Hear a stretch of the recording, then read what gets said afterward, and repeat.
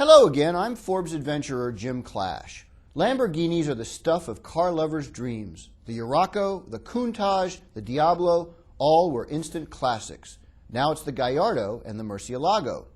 In fact, I had the pleasure of personally driving a Murcielago at over 200 miles an hour in Italy, and let me tell you, it's one heck of a thrill.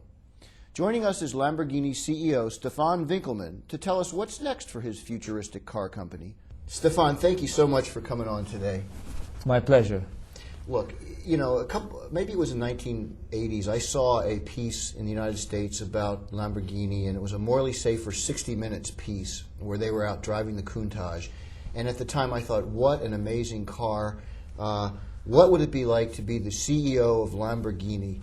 What is it like? I mean, what's it like to run one of the most exotic car companies in the world? I think it's a dream because you never think about being the president or the CEO of a company like this. So when they appointed me, when they asked me to be the CEO of Lamborghini, this was a dream becoming true. You would never ask, you would never think and apply to a kind of position like this. So when they called me, it was to bridge the differences between the Italians and the Germans, because back in '98 it was bought by Audi. Right, okay. So they thought that I would be the right person to do it.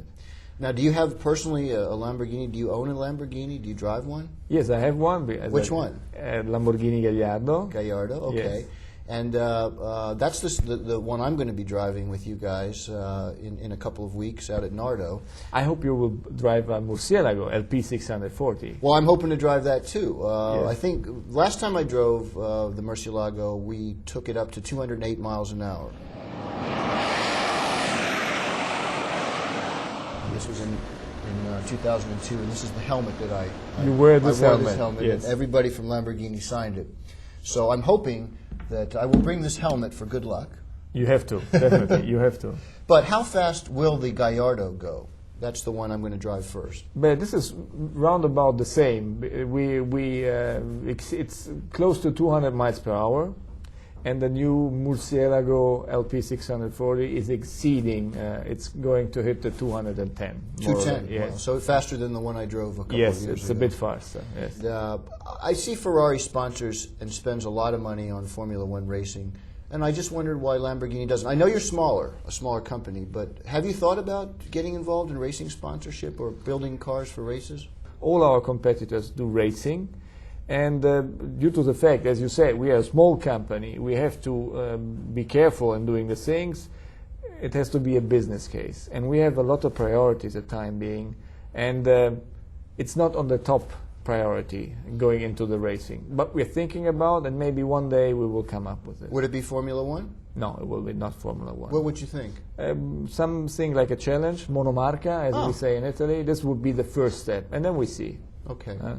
How many cars are you producing this year? I know you're producing Gallardo, Murcielago. What's the product breakdown, and what are the prices for these cars in the United States? Okay, we are producing this year around about 18 to 1900 cars, and it's a split of 2/3 or 75% Gallardo, Coupe, and Spider, right? And the rest is then the Murcielago. And the Murcielago retails for how much? It's close to $300,000, even a bit more if it's with options. Yes. And the Gallardo is between 180, 195, something like this. A veritable bargain. Yes.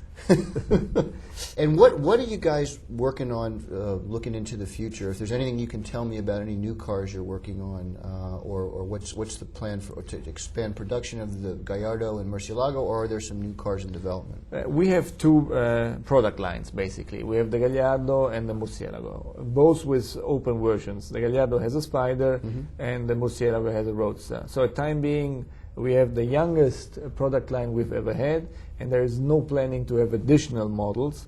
But for a small car manufacturer, it's still important to be on the block with something new. So we will present every year something which is not known to the public, to continue to be interesting for the press, to be interesting for our dealers, and the most important thing for our customers. So we have always something new which we can present and sell to our people. In terms of your product breakdown, because most of the viewers of the show are probably in the United States, What's the percentage of sales of Lamborghinis in the United States?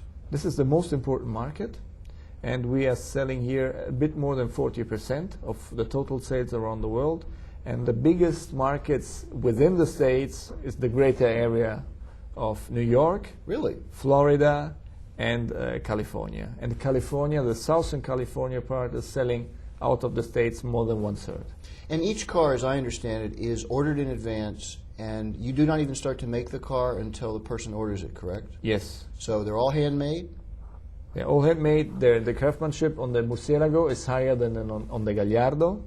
The Spider is sold out for this year. The Murcielago LP 640 is sold out. And the waiting list for the Gallardo Coupe is around about 6 months at the time being. 6 months. So if I want to buy one, I'll give you my order now. 6 months later, you'll deliver. October. Wow. One last question, because are you going to be at the Nardo test track when we do this? Yes, I will there, definitely. When I did this last time, the old CEO of Lamborghini, Giuseppe Greco, got in the passenger seat while I drove at 205 miles an hour. Would you do that? But if he trusted you, I will trust you as well. Can we shake on it? Yes. All right, let's do it. We will do it. Okay, thank you so much for coming. Welcome. Again, Stephan Winkelmann.